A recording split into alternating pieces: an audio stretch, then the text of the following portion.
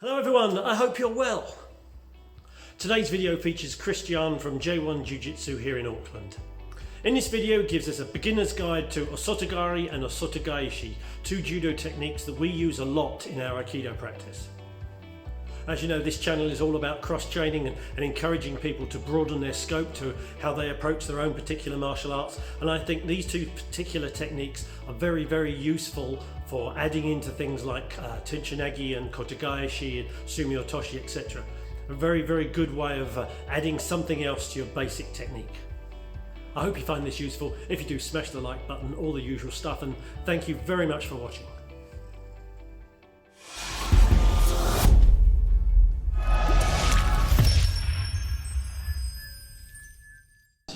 40 years ago, I walked into a dojo for the first time and I got taught this particular technique, and in that same 40 years there have been quite a few, I was about that size, there's been quite a few evolutions in my thinking, and so I'm going to kind of take you through those evolutions and try and show you the best of what I think the Osotogari could be, but it's not necessarily the way that you would do it if you were competing sporting.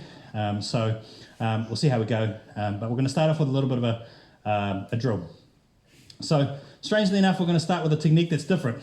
Okay, so we're going to hold on to each other just like this. He's going to hold on to me, I'm going to hold on to him, and I'm going to go next to him.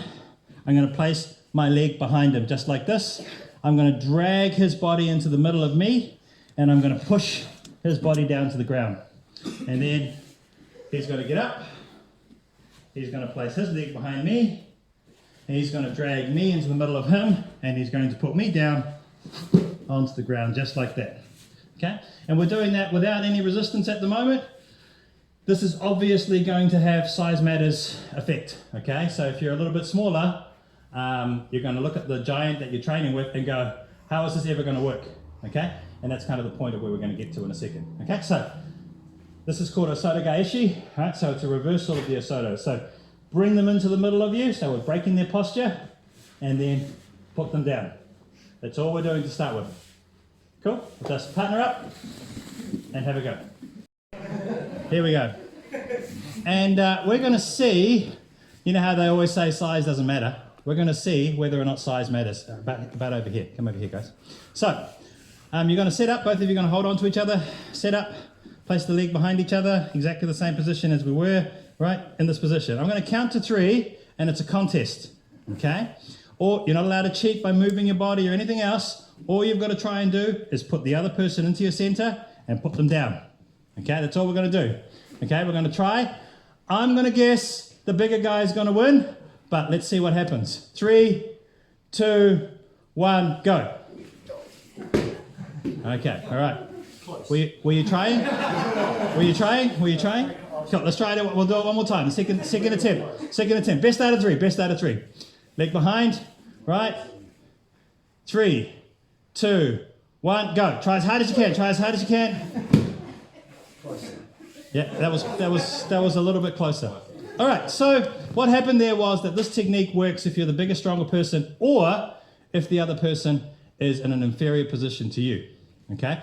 They start off completely even, so therefore what we got there was the bigger person winning, right? Which is what you kind of expect if it's a test of strength, and this technique is a particular test of strength. We're going to do exactly the same thing this time, so both of you are going to come in, but we're going to change the rules. We're going to cheat, basically, okay? So we're going to set up exactly the same way as you did before, but Liam, you're not allowed to put your foot on the ground. You've got to keep your foot off the ground the whole time. Bit higher, bit higher. That's just the maximum you're allowed to do. Okay, so if that foot touches the ground, the floor is lava. Okay, you're not allowed to touch the floor. Okay, we're going to have exactly the same test. 3, 2, 1, and go. Oh, what? Let's try it again. Let's try it again. Here we go. Lucky this is not going on YouTube. Here we go. Let's try it again. Yep, set yourself up. Good. Off the ground. Good. You've got to try and pull them into your center. That's the key. Okay. 3, 2, 1, and go. Oh, something different happened. All right, let's try it one more time. We had a best out of 3, didn't we? Cool, here we go, best out of 3. Here we go, best out of 3. Setting up. Don't make me look foolish. Go on, 3, 2, 1, go. Go, go, push it in, push him in, push him in, push him in. I saw that leg change. I saw that leg change. There was a cheek, there was a reek going through there. I'll try it on me. Here we go, keep that leg off the ground. Here we go, leg off the ground. 3, 2, 1, go. Straight down, okay? So it kind of makes sense that if one of your legs is no longer on the ground, that you lose some structure and you lose your balance and you're going to be a lot weaker, okay? And so what we're going to have a look at is how do we get that leg off the ground so that we can defeat them, okay? So we'll get you standing up here over a second. If we look at him right here, right, and he's just like you'd normally stand in this position over here, cool? If I pull on his leg in this direction, apart from losing this microphone again, if I pull in this direction over here, it's not going to move. That leg's not going to move. Add to that shoes, add to that the friction, everything in there, add to that his, 75 kgs of his body weight going straight down into the ground. This is not moving in this direction. So we have to kind of find our way up to try and figure out how we can get that foot off the ground, okay? This bends, okay? So we need to start working in this area here because this bit's going to bend, okay?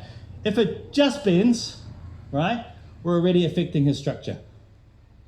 But we can also lift it a little bit in this direction and we can start pulling it up in this direction.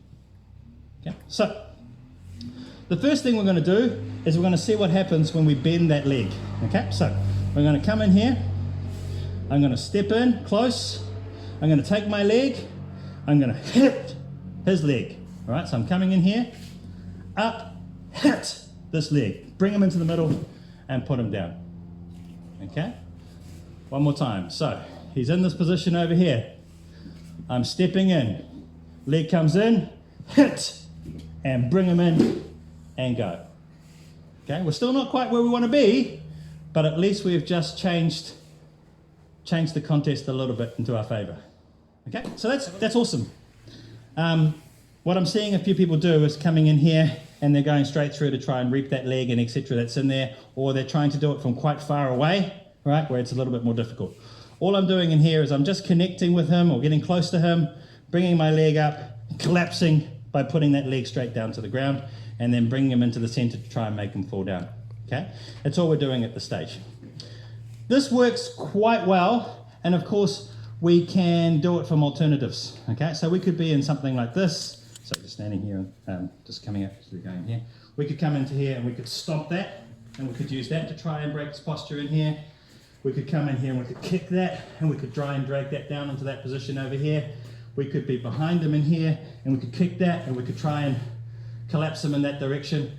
There's a lot of different uses of that same shape, okay? But when we're still here in that osotogari, or that osotogaishi position over here, if I go over here, and I'm fighting somebody really big and strong, at this point here, I don't quite destroy him yet, all right? So if we're in this and I haven't done this and he's nice and strong, he can use the power advantage that he has to turn me back over again, bring me back into the middle and make the person fall down again. And the reason for that is that foot is still on the ground. Okay, so I'm coming in here, I'm doing this, that foot is still on the ground. Now my foot's also on the ground. So he can base off my foot, he can drive through my body, test the strength, test the strength, test the strength, there we go, and he can drive through that if he just has enough power. Okay, so we can go to the gym and get bigger muscles, or we can try and improve the efficiency of what we're trying to do in here. Okay, so I need to go inside. The way that I defeat that is I come through, and what I'm going to do is I'm going to swing my leg through to try and get his leg off the ground. Okay, so I'm coming in here, the leg comes up, and I'm going to swing through. Looks like this. Boom. Oh, he's fallen down for me. Cool. All we're looking for is just getting that foot off the ground. Here, up, boom. Right? So all I'm doing in here is making sure that his leg is coming off the ground. Okay? We're not finishing the throw. Our objective at this stage is to get that foot off the ground. Step in, your foot's going to point down. You can feel what happens when I try and put my toes up. It tightens all of those muscles, so we're going to make those there, okay? Instead of hitting low, I'm hitting thigh on thigh. So I'm coming through, thigh on thigh, swinging through, and that's going to get that leg off the ground. People shouldn't be falling down from this, so we're just trying to get the leg off the ground at the moment. So that's the beginning of the throw. Some of you guys are already making the other people fall over, okay? So what we're trying to do is we're trying to take this leg off the ground, okay? Once that leg is off the ground, we want to keep it off the ground until we've broken his balance and he's heading down to the ground. If I then keep his foot and my foot off the ground at that point, he's going to take me down with him, at which point I might get a big guy laying on top of me, which is what I don't necessarily want to have either. Well, some people might like that, but I don't really like it. All right, so, actually I don't mind. So coming in here, we've got the beginning of the technique, right? We're coming through here and we're going to swing, and that's getting his leg up. The effect of that is that he's going into this direction over here, his leg is going up in there, and he's feeling vulnerable, okay? All we need to do now is add the upper body, and the upper body that I've evolved is just bowing, okay? If I bow, my upper body is going to go through him, and he's just going to start plummeting to the ground. You ready? I like plummeting. Cool, here we go. So I'm stepping in, boom, up, and boom. And there he goes. Okay? A little bit harder. Cool. Resistance. A bit tighter. Here's my connection. Boom. And there he goes. Okay? Whoop. That was me. So, what I'm doing is I'm coming in nice and close. My leg's coming through. I'm hitting him and I'm bowing, and that's what's putting him down on the ground. Okay? Following through and hitting him with that whiplash of my body.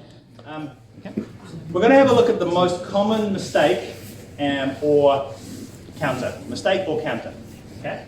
So as Liam's going to go through and throw me, we're still really, really slowly in this position. And here he comes in here and he bends over the top of me like this.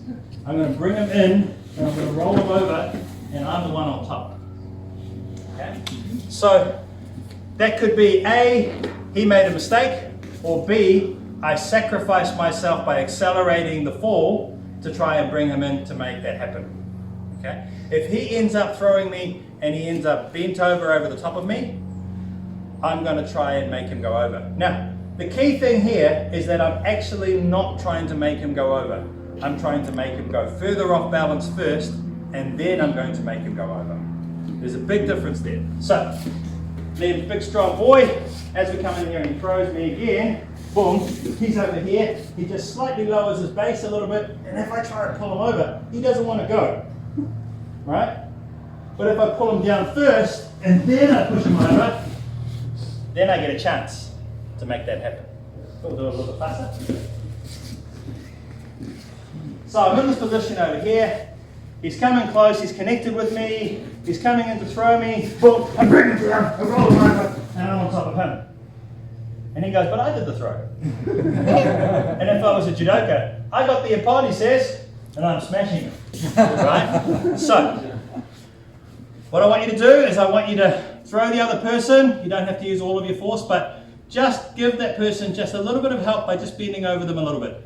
Focus on bringing them into your chest first, and then rotating them over. Don't just tip them over, okay? Because it won't work if they're much bigger and stronger than you. Whereas this improves your chances. Not saying it will always work, but it will improve your chances. Okay? Cool, thank you.